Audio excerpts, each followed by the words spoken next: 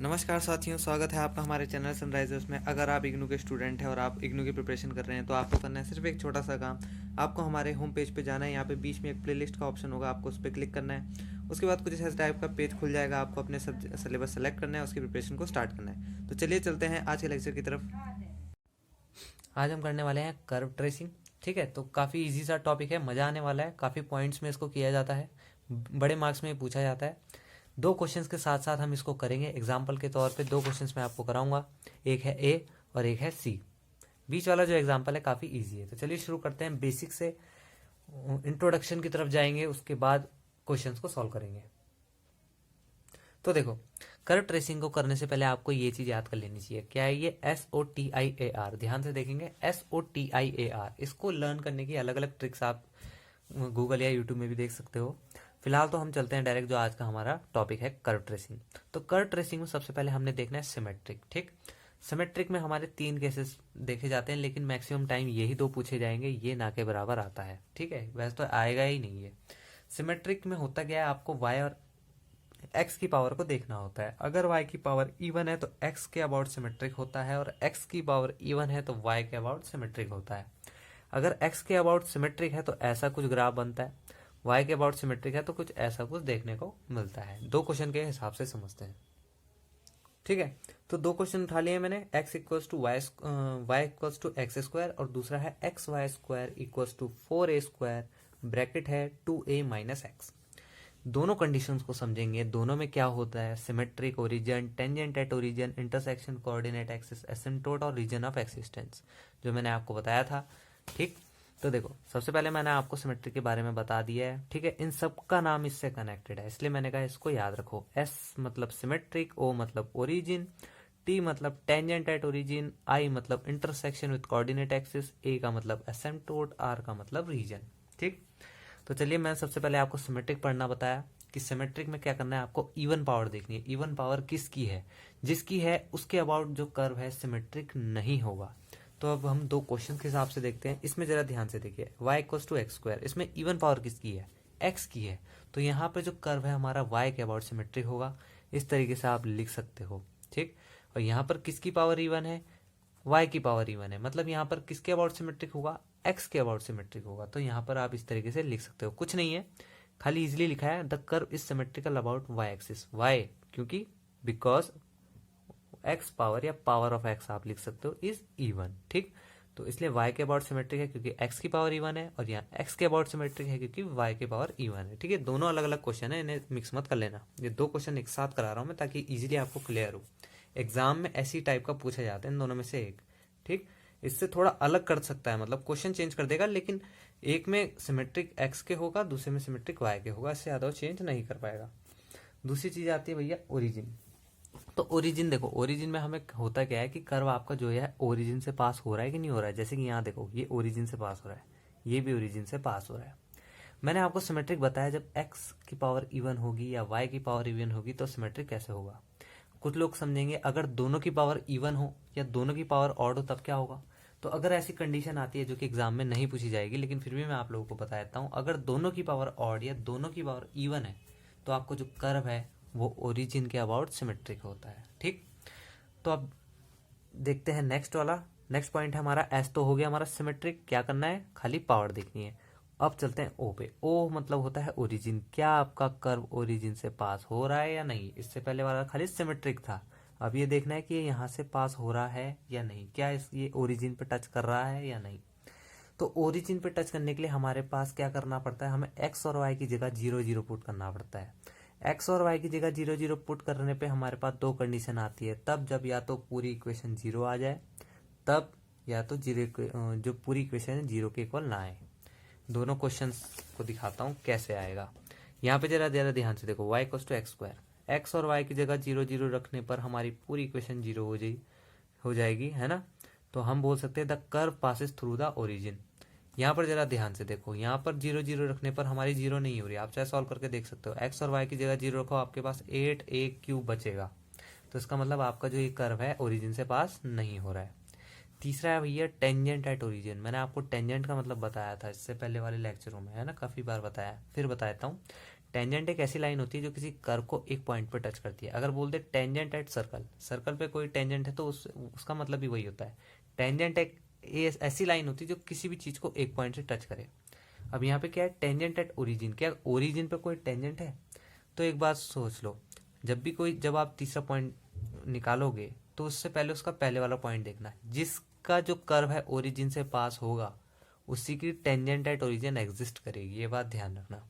इसका देखो ओरिजिन से पास नहीं हो रहा तो हमने यहाँ लिख दिया है टेंजेंट एट ओरिजिन पे कि डज नॉट एग्जिस्ट। जो टेंजेंट एट ओरिजिन है वो एग्जिस्ट नहीं करती, क्यों? Because curve does not passes through the origin. ये देखो यहाँ पे लिखा है हमने, ठीक है। और यहाँ पर हमने लिखा है क्योंकि देखो यहाँ पे ओरिजिन से पास हो रहा है कर्व, तो इसलिए हमने यहाँ पे टेंजेंट एट ओरिजिन निकाली, वहाँ पे पास ही नहीं हो रहा था, ठीक। तो कैसे निकालेंगे? Equating least degree term equals to zero, मतलब सबसे कम जो डिग्री है जिसकी उसको इक्वल्स टू जीरो रख देना है। यहाँ पर एक्स की तो 2 है, वाई की 1 है, वाई को रख दिया हमने इक्वल्स टू जीरो। अब वाई इक्वल्स टू जीरो का मतलब क्या हुआ? यहाँ पे x axis tangent at origin है ना। वाई इक्वल्स टू जीरो का मतलब जो आपकी टेंजेंट एट ओरिजिन है वो कौन सी है? एक्स एक्सिस, ठीक है। 3 पॉइंट हमने दोनों के पढ़ लिए। दो क्वेश्चन उठाए थे, एक में सिमेट्रिक एक्स है, एक में वाई है, एक में ओरिजिन एग्जिस्ट कर रहा है, एक से ओरिजिन से नहीं जा रही है, तीसरे में टेंजेंट एट ओरिजिन है, और दूसरे वाले में नहीं है, ठीक। अब चलते हैं चौथे पॉइंट की तरफ, इंटरसेक्शन विथ कोऑर्डिनेट एक्सिस, ठीक। यहाँ पर क्या करना होता है जरा ध्यान से देखो। इस इंटरसेक्शन कोऑर्डिनेट एक्सिस की वैल्यू फाइंड आउट करने के लिए आपको करना क्या होता है, एक बार x की वैल्यू को 0 पुट करना पड़ता है और एक बार y की वैल्यू को 0 पुट करना पड़ता है। x की वैल्यू 0 करने पर भी आपके पास दो रास्ते आते हैं। कौन कौन से? एक आता है आपके पास x की वैल्यू 0 पुट करने पर y भी 0 आ जाए, है ना, वो तो इजीली हो जाता है। और एक आता है y 0 ना आए, उसी तरीके से y पे भी होता है, x 0 आ जाए और x 0 ना आए। अब जरा ध्यान से देखना इन दोनों क्वेश्चंस को। अगर मैं इसकी बात करूं इंटरसेक्शन विथ कोऑर्डिनेट एक्सिस की, तो अगर जरा आप इसको ध्यान से देखें तो यहाँ पर y 0 पुट करने पर x की पावर 0 हो जा रही, मतलब x की वैल्यू 0 आएगी कि नहीं आएगी? अगर मैं y 0 कर दूं तो x भी यहाँ पे 0 आ जाएगा, ठीक है। मतलब हम कह सकते हैं भाई जी curve cut x axis at 0 0, क्योंकि x 0 रखने पर y क्या आ गया? 0, ठीक है। अब एक बार y को 0 रख दिया, एक बार x को, आप चाहे तो x को पहले भी 0 रख सकते हो, कोई फर्क नहीं पड़ता। बस ये है कि इंटरसेक्शन विथ कोऑर्डिनेट एक्सिस में एक बार x एक्सिस के लिए निकालना है, एक बार y एक्सिस के लिए निकालना होता है ना।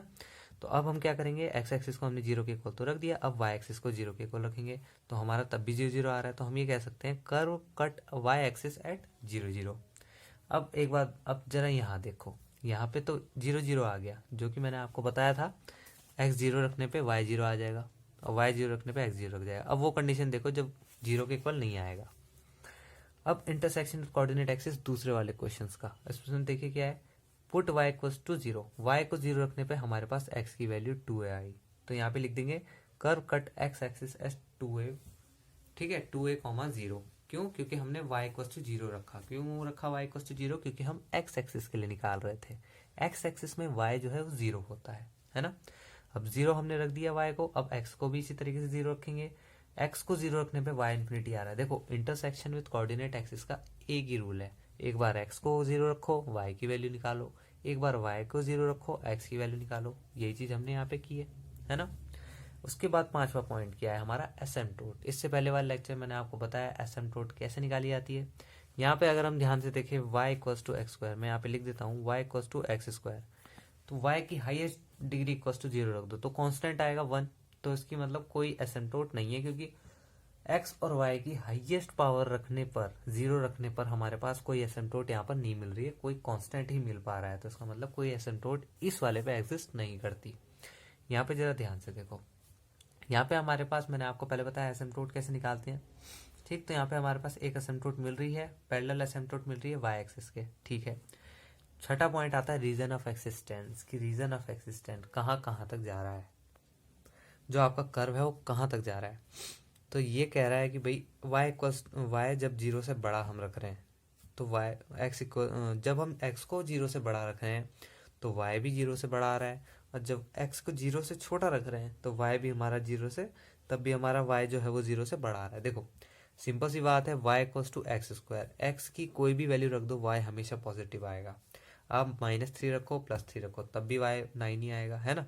मतलब ये है कि ग्राफ आपका ऊपर जा रहा है, नीचे आ ही नहीं रहा है, चाहे नेगेटिव वैल्यू हो चाहे पॉजिटिव हो। अब जरा यहाँ देखो, रीजन ऑफ एक्सिस्टेंस निकालने के लिए y की वैल्यू निकाल लेना, क्योंकि देखो यहाँ पे तो सिंपली हो जा रहा था, लेकिन यहाँ पे हमें y की वैल्यू निकालनी है। y की वैल्यू निकालने के बाद आपको अब एक्सपोर्ट करना है। कैसे? ध्यान से देखो, x की वैल्यू क्या है यहाँ पर 2a, मतलब इंटरसेक्शन विद कोऑर्डिनेट एक्सिस के अगल बगल चेक करना है।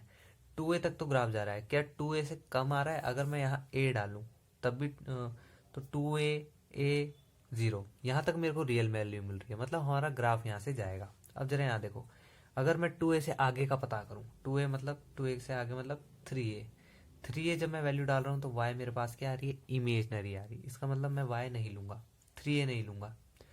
3a के बाद आप 4a डाल लो, इमेजनरी आएगा। 5a डाल लो, इमेजनरी आएगा। मतलब ये वैल्यूज मुझे नहीं लेनी है, मुझे लेनी है सिर्फ वो वैल्यूज जो रियल है। तो इस तरीके से आप रीजन ऑफ एक्सिस्टेंस भी चेक करोगे। अब इसका ग्राफ बनेगा कैसे? फिलहाल अभी हम एक चीज रिवीजन कर लेते हैं कि अभी हमने क्या क्या पढ़ा। हमने अभी क्या देखा? हमने अभी एक छोटा सा वर्ड देखा, SOTIAR। इससे हमने देखा सबसे पहले सिमेट्रिक, पावर का खेल है, पावर को पकड़ो और पहचानो। ओरिजिन एक्स और वाई को 0 0 रख दो, अगर 0 आ गया तो ओरिजिन एग्जिस्ट करता है, अदरवाइज नहीं। टेंजेंट एट ओरिजिन, अगर ये एग्जिस्ट करता है तो टेंजेंट एट ओरिजिन भी एग्जिस्ट करेगी, अदरवाइज नहीं।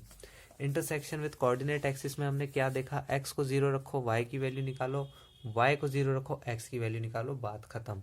एसिम्प्टोट हम पहले कर चुके थे, एक बार एग्जिस्ट करेगी एक बार नहीं करेगी। दोनों एग्जाम्पल मैंने लिए हैं, एक में एग्जिस्ट करा एक में नहीं करा। रीजन मैंने आपको बताया कैसे आएंगे। रीजन आपके दो आएंगे, एक रियल आता है एक इमेजनरी। इमेजनरी हम नहीं लेंगे, हम सिर्फ रियल वैल्यूज लेंगे। रियल वैल्यूज कैसी? एक्स की किस वैल्यू पर आपको पॉजिटिव मिल रहा है उसको हम बोलेंगे रियल वैल्यूज। 0 भी रियल वैल्यूज में आएगा, ध्यान रखें, लेकिन नेगेटिव मत ले लेना, नेगेटिव इमेजनरी पे आ जाता है। ठीक, तो ये 6 पॉइंट्स आज हमने पढ़े, इसके हिसाब से करा। तो देखो इसके अब मैं आपको ग्राफ भी दिखा देता हूँ। जो 2 क्वेश्चन हमने अभी करे उनमें से इसका ग्राफ है आपका y=x², ये वाला ग्राफ है, और दूसरे वाले का ये वाला ग्राफ है। तो देखो सबसे पहले मैंने आपको बताया था सिमेट्री। सिमेट्री किसके अबाउट सिमेट्रिक आया था? वाई एक्सिस के अबाउट सिमेट्री आया था, क्योंकि y की पावर क्या थी? ऑड थी। ठीक, अब ये 0 0 से ही जाए, ये हमें किसने बताया था? ओरिजिन ने ये बताया था हमें कि ये 0 0 से ही जा रहा है। ओरिजिन कैसे पता लगा? जब हमने x और y की जगह 0 रखा था। उसके बाद tangent at origin, tangent at origin में x एक्सिस बताया था। कौन सी x एक्सिस? ये रही, है कि नहीं? जब ओरिजिन एग्जिस्ट करेगा तो टेंजेंट एट ओरिजिन भी एग्जिस्ट करेगी। उसके बाद हमने देखा था इंटरसेक्शन विद कोऑर्डिनेट एक्सिस। तो हमने क्या करा था? x को 0 रखने पे y 0 आया था। x और y कहाँ 0 होते हैं? यहाँ पर, है ना? ठीक है, उसके बाद हमने क्या देखा था? एसिम्प्टोट। एसिम्प्टोट कोई एग्जिस्ट कर रही थी? नहीं। लास्ट में हमने क्या देखा था? रीजन। रीजन क्या कर रहा था कि जब x पॉजिटिव है तब भी y पॉजिटिव है। मुझे बताओ, x पॉजिटिव है तो y पॉजिटिव है। ऐसा कौन सा क्वाड्रेंट है जिसमें दोनों पॉजिटिव होते हैं? ये वाला, x भी और y भी। ठीक है, जब x नेगेटिव है तब भी y पॉजिटिव है, जब x नेगेटिव है तब भी y पॉजिटिव है। यहाँ पर x तो नेगेटिव होता है पर y पॉजिटिव होता है। मतलब जो हमारा ग्राफ है वो इन दोनों पे चल रहा था, जब x पॉजिटिव है तब भी y पॉजिटिव है, और जब x नेगेटिव है तब भी y पॉजिटिव है। तो हमारा इस तरीके से ग्राफ चला था। यहाँ पर जरा ध्यान से देखेंगे तो ये होता है 0, ये हो जाएगा हमारा a,0, और ये हो जाएगा 2a,0। इस तरीके से ये हमारा हो जाएगा -a,0, है ना? तो हमने देखा था कि हमारा जो ग्राफ था वहाँ कहाँ जा रहा था? वो हमारा ओरिजिन में नहीं था, है ना? एसिम्प्टोट एग्जिस्ट कर रही थी y एक्सिस, है ना? हमने सब देखा था एक एक करके। ये देखो जरा ध्यान से, ये देखो इंटरसेक्शन विद कोऑर्डिनेट एक्सिस में हमारा 2a आया, 2a हमने यहाँ ले लिया तो a यहाँ होगा। टेंजेंट एट ओरिजिन एग्जिस्ट कर रही थी? नहीं कर रही थी। क्यों नहीं करी? क्योंकि ओरिजिन से पास ही नहीं हो रहा था। ये देखो ओरिजिन से ये पास ही नहीं हो रहा है। अच्छा, एसिम्प्टोट यहाँ है तो कर्व भी उसी साइड होगा, ये बात ध्यान रखना। जिसके साइड एसिम्प्टोट है उसी साइड कर्व होगा। ठीक, वो ना बोल सकते थे कि ये यहाँ भी तो हो सकता था, यहाँ क्यों नहीं है, ऐसा नहीं। जहाँ कर्व, जहाँ एसिम्प्टोट है वहीं कर्व जाएगी। तो यही है रीजन ऑफ एक्सिस्टेंस। कैसे चेक करेंगे? 2a तक तो जा रहा है, 3a में चेक करेंगे, 4a में चेक करेंगे। यहाँ पर आपको क्या मिलेगा? इमेजनरी। 2a है, a में आपको रियल मिलेगा, 0 तक आपको रियल मिलने वाला है। -a में दोबारा इमेजनरी मिल जाएगा, -2a में इमेजनरी मिल जाएगा। मतलब क्या है?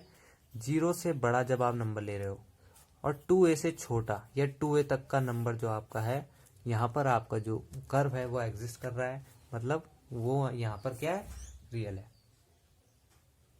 ठीक है, तो इस तरीके से हम कर्व बनाएंगे। ठीक, उम्मीद है आप लोगों को कर्व ट्रेसिंग पसंद आया होगा।